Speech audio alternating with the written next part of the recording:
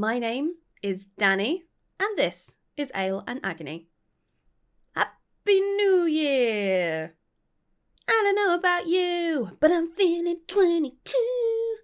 I've sung that too much already this year, and we're not even halfway through January.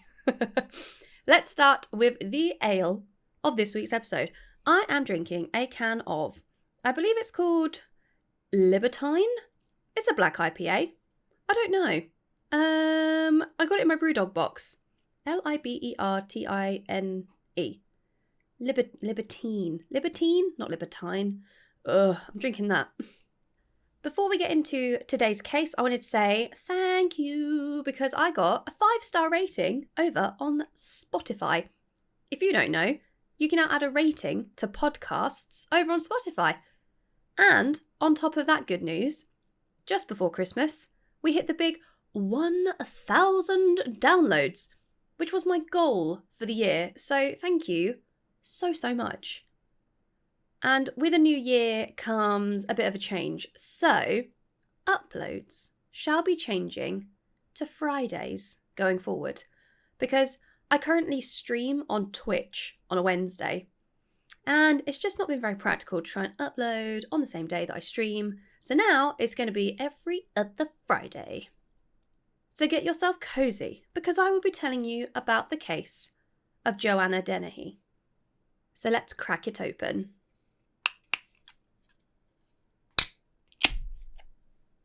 If you're a big true crime fan, you likely know the names Myra Hindley and Rose West. But let me tell you about another very dangerous woman. Joanna Dennehy was born in August 1982 in St Albans, Hertfordshire. And all in all, she had a pretty uneventful childhood. Everything was plain sailing, up until she hit her rebellious teens. In 1997, 15-year-old Joanna met the love of her life. 20-year-old John Trenor. And yes, let's take a moment to acknowledge that a 20-year-old man was dating a 15-year-old child, and it's totally disgusting and illegal. John said that Joanna was cocky and confident. He was walking his dog in a local park when Joanna approached him, and they hit it off immediately and started dating. And much to Joanna's parents' dismay, they soon started slumming it, and Joanna would leave her parents' home and start sleeping in a tent with John in local train stations and bus stations. Joanna became a heavy alcohol and drug user, and she would often self-harm to get a kick. And she has really large, thick red scars all over her body. And she went as far as tattooing herself with a black star under her eye. And it's like a block colour tattoo. It's pretty big. Can't miss it. The couple soon landed a home, a place that was warm and dry and provided a roof over their heads, and they would go on to welcome 2 children into their lives. John stated in an interview on This Morning with Philip Schofield and Holly Willoughby that Joanna was wild, but she stopped all of her drinking and drug abuse once she was pregnant. She really tried to have a clean pregnancy for her children. So you'd think that she had some form of maternal instinct and would be a good mother. Well, my friend, you would be wrong. As soon as the kids were born, Joanna just completely lost interest. John said that she didn't want to spend time with the children, she didn't want to change nappies or feed them. In fact, she would disappear for days or months at a time and show up to the family home unannounced and totally wasted. When Joanna did find work to help pay the bills, she would often accept payment in whiskey or stolen goods, which aren't particularly helpful when you've got 2 kids to feed. Understandably, John was getting pretty pissed off with this behaviour. He was left with the kids out of the blue and left to care for them all on his own, and Joanna would just show up out of nowhere, absolutely smashed. It caused arguments, and Joanna would even get violent and often punch John in the face. He sports a dashing scar in one of his eyebrows where she split the skin during a previous attack. On one occasion in particular, Joanna came home drunk, sat on the floor, and pulled out a knife, and she started stabbing the floor and telling John that she wanted to kill someone. Anyone. Her actions woke up one of the kids, and John asked her to leave. But the very next day, Joanna showed up at the kids' school, paralytic, swinging a black bin bag around, and John was called to the school. He collected his kids and decided that this was the last straw. He abandoned the home, including all of the contents, took the 2 kids, and he fled. Joanna apparently wasn't at all bothered by this. She didn't try and find her kids, but instead carried on with her drug and alcohol abuse, and over the next 3 years, Joanna moved around quite a lot and served time in a prison where she was assessed and diagnosed with antisocial personality disorder. The NHS states the following: Antisocial personality disorder is a particularly challenging type of personality disorder, characterised by impulsive, irresponsible, and often criminal behaviour. Someone with antisocial personality disorder will typically be manipulative, deceitful, and reckless, and will not care for other people's feelings. Like other types of personality disorder, antisocial personality disorder is on a spectrum, which means it can range in severity from occasional bad behaviour to repeatedly breaking the law and committing serious crimes. Psychopaths are considered to have a severe form of antisocial personality disorder. At the time, Joanna was on the calmer end of the spectrum and was not deemed to be a danger to society and was soon released. Whoopsie. In 2010, Joanna started hanging around in Peterborough with a renowned burglar of the area known as Gary Stretch. Due to her charming and manipulative personality, their relationship was very much that Joanna was the boss and Gary was her wingman. And they continued their friendship for many years, with Joanna using Gary to do what she wanted. In March of 2013, Joanna met 31-year-old Lucas Slabozewski, who became immediately besotted with Joanna. She was using all of her natural charm, and with only a few days, Lucas was telling his friends that he had a girlfriend. He texts one of his friends saying, "Life is beautiful." Poor Lucas. On March 19th, Joanna invited Lucas to her home. And when he got there, she waited for the right moment and stabbed him straight in the heart with a flick knife, and Lucas died instantly. So, Joanna has just committed her very first murder. It was quick and it was easy because Lucas willingly went over and had no expectation of what was going to happen with his new girlfriend. Joanna calls her buddy, Gary Stretch, and he heads over to her home to clean up the crime scene. And like the good lad that Gary is, he also helps Joanna dispose of Lucas's body. Gary recalls an area where he used to live. It was rural, and there were lots of ditches where you could dump a body that would be unlikely to be found for quite some time. And 2 days after the murder, they take Lucas and they dump his body. A few days later, Joanna moves into a new property, supplied by her landlord and her lover, Kevin Lee. Joanna has managed to persuade Kevin, with her charm, and likely her vagina, that she should live rent-free, and Kevin dutifully agrees. It's been a few days since the murder of Lucas, and Joanna wants to do it all over again. So far, there's no investigation into the property where the murder took place, and no one has found the body. She's gotten away with it. So Joanna befriends a vulnerable neighbour, 56-year-old alcoholic John Chapman. And over a few days, Joanna and her buddy Gary and John have some drinks. They argue a bit, but then they give John another drink and all is forgiven. On the night of March 29th, just 10 days after the murder of Lucas, Joanna and Gary get John absolutely off his face on drugs and alcohol. And when he slips into a deep sleep, Joanna makes her move. And I feel for John because when I'm super drunk, I can't wake up for love nor money. I am so asleep. I've had friends in the past try to shake me, and I still can't wake up. So John would never have heard Joanna enter his room. He wouldn't have felt her get on top of him, and he wouldn't have been able to stop the fatal attack that followed. Joanna got out her trusty knife and stabbed John 6 times, and he died of his injuries in his own bed. Joanna didn't need to call Buddy Gary this time, though. He was in the next room. So here we go again. Gary is trying to clean up the scene as best as he can, but this time, Joanna's not really helping very much as she's in a bit of a daze. She's enjoying the moment. She's letting it all sink in. 2 men are dead. And this time, rather than 1 fatal stab wound, she went for 6, so she's escalating. But she still picked an easy target. I mean, the man was literally passed out cold. They left the body where it was, and Joanna headed home. And only a few hours later, she would ask her landlord and lover, Kevin Lee, to come over for a night he would never forget. She told Kevin to get kinky. She requested he wear a black sequin dress. And Kevin, much like Lucas, was infatuated with Joanna and happily obliged. And I've done silly things when I'm horny. I get it.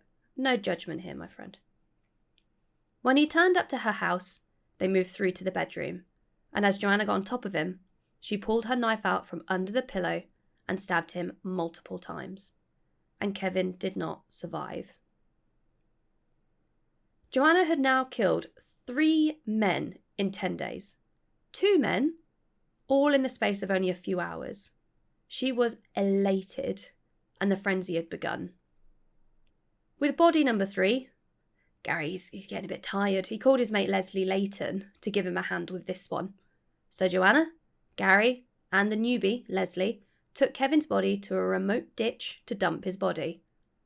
But not before Joanna instructed them to pose Kevin, just to add further humiliation to him being found dead in a black sequin dress. They posed him on his front with his bum up in the air. The 3 of them went to a petrol station where they were caught on CCTV filling up a petrol can, and they then headed back to Kevin Lee's car and set it on fire. The next step was to get rid of the neighbour, Richard Chapman, whose dead body was still in his bed. So Leslie and Gary grab Richard's body, and they drive him back to the very first ditch and dump his body next to Lucas. It's then believed that Leslie calls it a night. I'm sure this is quite more than he'd bargained for when his mate Gary asked him for a hand. So he heads off. Joanna tells Gary that she wants to continue her killing spree. She says she wants her fun. She wants to kill 9 men in total, just like Bonnie and Clyde. And I wasn't quite sure what that meant, so I had a look. And Bonnie and Clyde were actually reported to have killed 13 people. Maybe I've misunderstood something. Anyway, Gary, he's on board. But he recommends waiting a while and leaving Peterborough. A lot has happened in the last day, and there are now 3 bodies that can be found. It's time to move areas. Joanna agrees. She does know that Kevin Lee will soon be reported missing. He is a landlord, he's got many strong connections, and he's going to be missed pretty much immediately. And they were right. Kevin's body was discovered on March 30th, the day after his murder. At first, the police were unsure what had happened. The crime scene was clean. And with it being a rural area, there's no CCTV, there's no witnesses. It was hard to find any concrete evidence or DNA. And why was Kevin posed in this way? What did it all mean? It took them a few days. They ID'd his body, and officers started to question Kevin's family and friends. And his new lover, Joanna, is mentioned. And as always, when someone's murdered, it's always the love interest that you speak to first. But this was a few days after the murder, and it's now April 2nd, and Gary had already driven them both to Hereford, which is 140 miles west of Peterborough. And during their travels, this is where Gary takes the famous photo of Joanna with her knife. And I'll post it over on Instagram for you. They then start their plan and start cruising the streets. And Joanna is buzzing. She doesn't care who she attacks, as long as they are male. She specifically tells Gary that she will not hurt women, especially mums. So, yet again, she has her own kind of code for some bizarre reason. It makes sense to her. No shit's given if these men are dads or not. And she spies her first victim. 67-year-old, dad of 2, Robin Bariza. A nice man, just out and about, walking his dog. Gary pulls up and Joanna gets out of the car and walks straight over to Robin and just starts stabbing him. No plan of action, just gets a knife. She tells the man she's going to kill him. But luckily, a car drives by and spooks Joanna, so she runs back to Gary and leaves Robin on the floor, bleeding out from his stab wounds. Gary speeds off and they continue cruising around, and 20 minutes later, they see 56-year-old John Rogers, also walking his dog and minding his own damn business. Joanna, again, jumps out of the car, and same as before, she gets out a knife, and she stabs John in the back and chest 40 times, leaving him with 2 collapsed lungs and 9 fractured ribs. And spoiler alert, both of these dog walkers survived. Fuck yeah. When Joanna gets back to the car, Gary, he'd noped the fuck out. He'd made a run for it. And I don't know why he's chosen this moment. He's manhandled bodies at this point. He's scrubbed blood out of carpet. But now, nope, see you later. I mean, it may have been the sirens approaching from the distance that spooked old Gaza, but Joanna decided to stay. She sat in the car and she waited. Police responded to multiple calls about the knife attacks, and when they approached the car, there was Joanna, just sitting there, with her knife covered in blood. So Joanna was, of course, arrested on the spot, and Gary was arrested shortly after, 15 miles from the centre of Hereford. CCTV footage shows Joanna arriving at the station and flirting with the officers. Quite badly. She complimented one of the male guards on his eyebrows. I mean, it's not the first move on a handsome fella that I'd make, but hey, who am I to judge? She's charming. She clearly has something about her. She's laughing. She's smiling, leaning on the desk. She says, "Would you be cheery after being arrested for attempted murder and murder?" Well, I'm still smiling. She then says, "Attempted murder and murder is nothing. It's like going down for a Sunday roast. Easy." All whilst laughing. So much fun. The evidence against Joanna is pretty solid. They have her on CCTV. They have her telephone logs. And when they test Joanna's knife, they find Kevin's blood on it. And so she is charged with his murder. And on the very next day, on April 3rd, they find the bodies of Lucas and John. And their DNA were also a positive match on her weapon. So she's fucked. In November 2013, Joanna pleaded guilty to 3 murders and 2 attempted murders. She later described murder as Moorish. I mean, I find rich tea biscuits Moorish, personally. Oh, or mini cheddars. Oh, destroy mini cheddars. How about you? What would you describe as Moorish? No murder, I hope. Gary Stretch, 47, and Leslie Layton, who was 36, faced multiple charges in aiding Joanna. On the 10th of February 2014, Gary was found guilty of attempted murder and sentenced to life imprisonment with a minimum term of 19 years. And Leslie was sentenced to 14 years for perverting the course of justice. On the 28th of February 2014, Joanna was sentenced at the Old Bailey to life imprisonment. Trial judge Justice Spencer ordered that she never be released due to the premeditation on all murders. And if you cast your mind back to the beginning of the episode, the only other women to receive whole life sentences in the UK were Myra Hindley and Rosemary West. Judge Justice Spencer said during the trial, "Within the space of 10 days, you murdered 3 men in cold blood. Although you pleaded guilty, you've made it quite clear you have no remorse. Only a matter of days later, you attempted to kill 2 more men, victims chosen entirely at random. Miraculously, they survived. You claim to feel remorse for those attacks, but I have no hesitation in rejecting that. You are a cruel, calculating, selfish, and manipulative serial killer."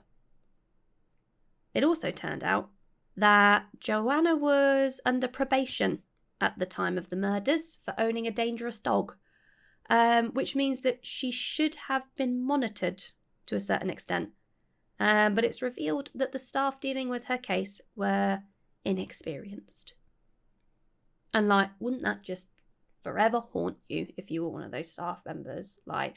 I understand that if you're going to put someone on, if you got people that are inexperienced, you're not going to put them on someone that's on probation for, a violent crime.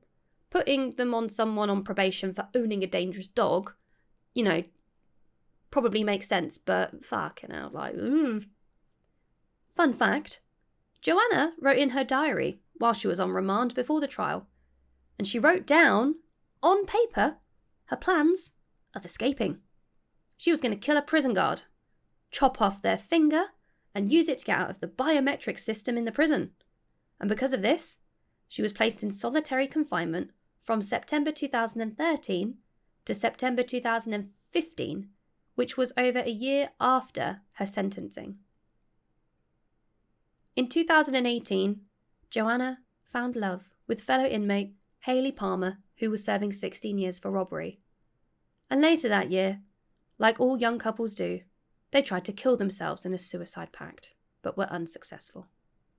The following year, in 2019, Joanna was moved to Low Newton Prison in County Durham and immediately threatened to kill Rosemary West, who happened to be at the same prison and then had to be moved. In June 2020, Joanna was dating someone new, Emma Airken. I can only assume that Hayley had been released. Emma was serving 12 years for her part in the murder of a man whose body was dumped outside of a social club. But the following year, in May 2021, it was reported that the OG love interest Hayley was back on the scene, and her and Joanna intend to marry. And I'm going to finish this episode with statements from some of the victims' families because their voices deserve to be heard above all else. Statement from Lucas's family. The sad news about Lucas's death shocked us all, as no one had ever thought that such a tragic event would happen to our family. The last time he had visited us was in December. He was really thrilled with his new job. The last time he contacted us was in March, and his plans were to spend Easter with his sisters in London. Lucas was a sensitive person, and he was always eager to help others. Not only was he friendly to everyone, he always made everyone laugh. Our life will not be the same without him, and we truly miss him. We would all like to thank Cambridge Police and the detectives that were involved for all of their hard work and the amount of effort that's been put into the case. And this is a statement from Kevin's family. Our world changed beyond all recognition on the afternoon of March 29th, when our beloved Kevin had his life cruelly taken from him. Joanna Dennehy will now spend the rest of her life in prison for the murder of 3 men and the attempted murder of 2 others. We feel Joanna brainwashed Kevin, causing him to make a bad decision, and he has paid for that with his life. Kevin was a dedicated family man, and he would do anything for anyone. Even though sometimes it could be a struggle, his positive attitude helped him to always see the bright side of life. He lived for his family, especially his children, Kiara and Dino. He was robbed of watching them become young adults, and they too have lost something which can never be replaced. Kevin was dedicated to Dino's karting ambitions, spending all of his spare time travelling up and down the country to help Dino develop the talent that to this day continues to grow. Dino's journey will be a poorer one without his father at his side, giving the guidance and support that only a father can give to his son. We miss him more each day that passes, and although a sentence has now been passed, we will live with the legacy of the actions of Joanna Dennehy. And we may never have the true answer as to why Kevin had his life ended in such an abhorrent way. The support that we have been given throughout this nightmare has been overwhelming, and we are eternally grateful to all of you. We also wish to extend our deepest sympathies to the families of all of those affected by these despicable acts of evil. Today, we feel that justice has been served upon these individuals, but each day we live with the pain created by the monster Joanna Dennehy and her accomplices. But unfortunately, no amount of justice will ever bring Kevin back. And that, my friends, is the case of Joanna Dennehy, also known as the Peterborough Ditch Murders. And it's really interesting because I do think about the fact that obviously she was suffering severely with her mental health. And it just makes you question, if someone like that is captured young enough, therapy, medication, what kind of a difference could that have made on her life? How, would she have continued to go this far? Would it have stopped at the self-harm? Would it have even got that far?